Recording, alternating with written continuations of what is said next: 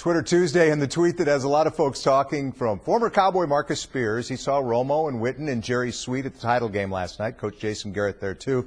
Spears wondering if any other players get invited to these events. Marcus saying it sends the wrong message. Marcus Spears joins us here tonight. He'll be working with the SEC Network soon, and he's also working with the Dallas Morning News as an intern for minimum wage, I'm told, getting some experience. The tweet really stirring some things up today. Yeah. What's your problem with the quarterback and the tight end and the head coach hanging out together at this game last night? Well, I think for the most part, it wasn't an attack on any of those guys individually, and I think I need to state that so people understand. It's just a perception. There's undertones in the NFL locker room, and sometimes guys feel a certain way about how things are happening. And Tony Romo is the leader of this football team. Jason Witten's the leader of this football team. Can I go to that guy and tell him some intimate things about how I feel about the team, or if I gripe? And will he say that to Jason Garrett? Will he go and have that conversation with Jason? If that's an issue, that's a problem for the team. And that's what I was stating. Not that Tony or Jason would do it, but it's absolutely something that guys may think about. So you're not blaming the players per se, but it's somebody's fault if this perception is being created. Whose fault is it? Well, I look at it like this. Me being in the locker room for so long, if guys have a problem with that, then it creates a rift between teams. It creates a rift in the locker room. It could create a problem. That was my point. And to blame someone in that instance, Tony Romo and Jason Witten, we all know are the faces of this franchise. Nobody ever questioned that or doubt that.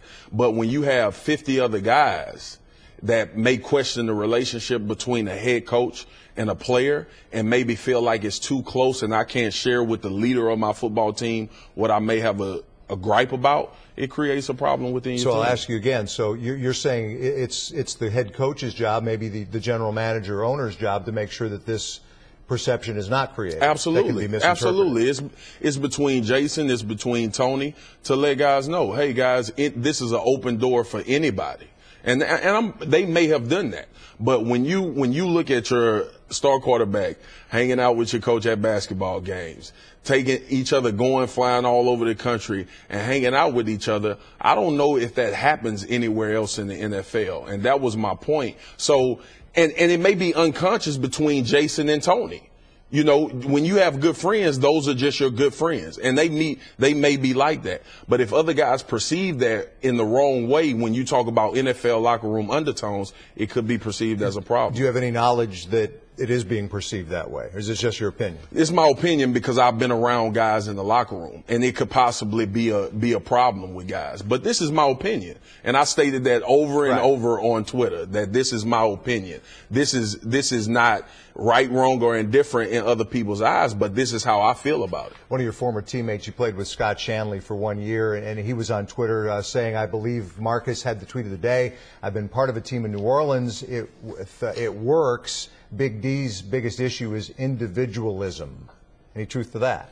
Well, I tell you what, that's another point that Scott makes. If you see your head coach and certain players hanging out all the time, it takes on a persona of it's them, then us.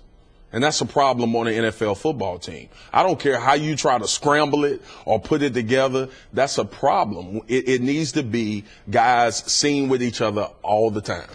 You took a lot of heat on Twitter for these comments. Let's show one of the tweets. I had nothing to do with selecting this particular one. I think one of our producers found it. Marcus Spears, some guy says, needs to go away. He was a first-round bust. He practically ate his way off the roster.